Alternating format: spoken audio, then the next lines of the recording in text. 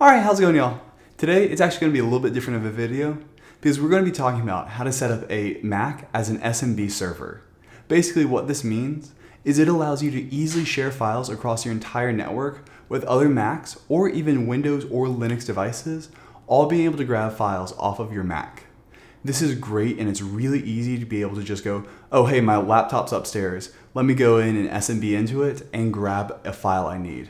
It's a really nice thing to have. And then honestly, if you've got something like a Mac Mini, those make perfect SMB servers because they're very low power and easy to leave on all the time and can do other things for you.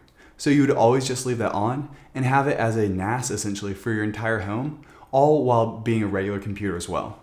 It's a really nice, that way it can do two different things, and it's even got added 10 gigabit with the old ones at least. The new M1 Max, I've not seen any 10 gigabit enabled ones yet, though they do have Thunderbolt 3 ports that you could use for that. Alright, so for this, I'm going to be setting up the SMB server on my laptop, and then we're going to be connecting to it on my desktop. Both are connected to my network at 10 gigabit speeds with jumbo frames turned on.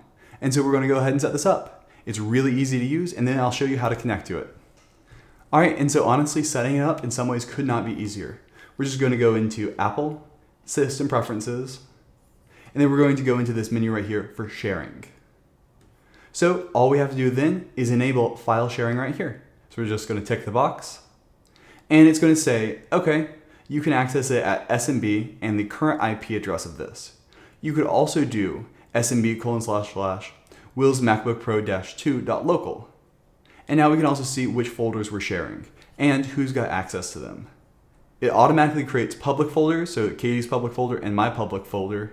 Basically, these are files that are designed for everybody to be able to access, and you can see everybody can read to it. You can also just straight up remove that. So now those folders will not be shared, and you can add another one. So say I want to be able to share my desktop. Well, I can now share it, and I can select who's got access to it.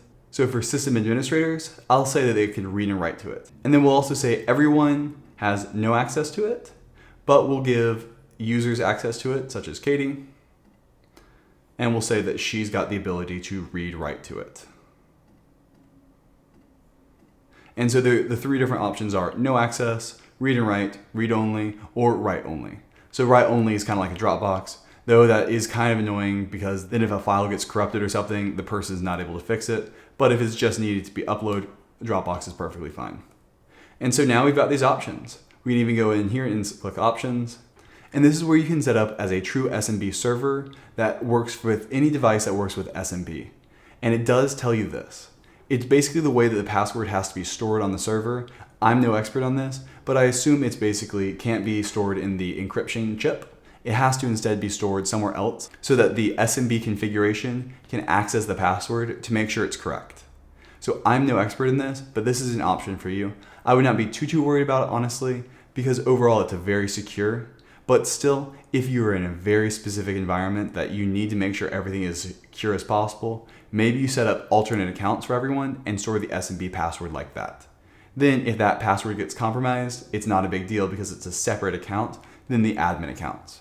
Any account you want to be able to use with a regular SMB server, you just tick it there. But I'm not going to do that now because I don't have any Windows computers. All right, and so now there's one other thing I want to do here, and that's a Blackmagic speed test. So this is basically just going to show how fast the drive is. So about 1.2 gigabytes per second for writes and about 700 read. It's a very fast SSD in there, so we should not be bottlenecked by the disk. If anything, maybe slightly with the read, because the theoretical maximum for a 10 gigabit setup is 1.1 gigabytes per second transfer speeds. But that's very hard to do over SMB without a very dedicated service. And so now we're gonna go ahead and close it out, and we're gonna go into my desktop. All right, and so now we're back in my desktop, and it's incredibly easy to connect to. We're just going to hit Command N for new, and we're going to go down into network. So this lists all the services that are on my network, and if we look at it right here, we can see my MacBook Pro is just right here. And so we're just going to double click on it, and we're going to say Connect As. And so this actually gives us a few different options. There's guest. If we had enabled everyone access to it, we could have logged in with guest. We can either do a registered user, which is your standard method, basically the username and password, but remember there's no space in between. And if you're on a Windows machine, you would have needed to enable that account in that menu we showed earlier. And then finally, there's also an Apple ID and password, which is really cool. You can just sign in and be authenticated using Apple ID. So we're going to just select username and password, and this is your regular logon username and password. And you can even enable it to be remembered in your keychain. So now we're just going to go ahead and click connect. So we can see just like that, we are connected.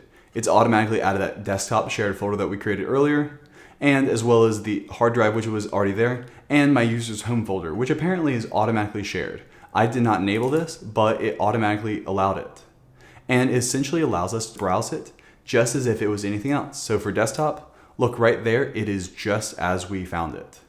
We're actually not going to use desktop. Instead, I want to use that home folder because this way we'll get the optimum performance. I don't know what's going to happen with desktop and iCloud. Basically, I've enabled my desktop and my documents folder to be synced to the cloud, and so I don't want any kind of performance issues with that. So now we're going to do a Blackmagic speed test, and we're going to see how fast this SMB connection is.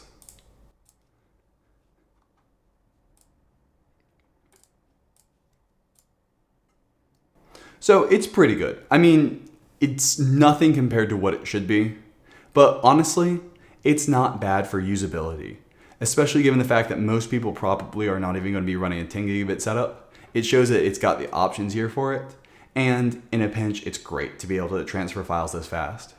Clearly, there is some tuning to be done. I've not messed with any tuning stuff, but out of the box, it's not as fast as it could be. Theoretically, we could be saturating this with write speeds, and our read speeds are actually really good, but overall, it's definitely usable. I mean, about 400 megabytes read and write is really good for a disk, especially one over the network. And just to show that my computer is not the bottleneck at all, I'm going to go ahead and connect to my FreeNAS build.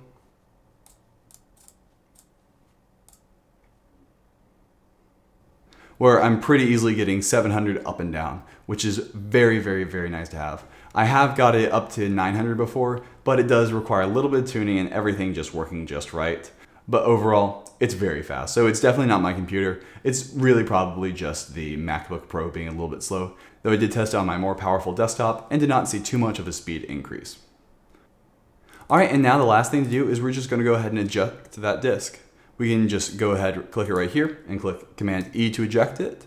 And now it's been ejected. It's just that easy. Really, this is a great way to be able to grab files off of your desktop if you're on your laptop or anything like that. And it just makes everything really easy to do. All right, well, go ahead and leave any other tutorials you'd like to see me make in the comments below. And if you want to hire me, there's a link in the description. All right, have a good one. Bye.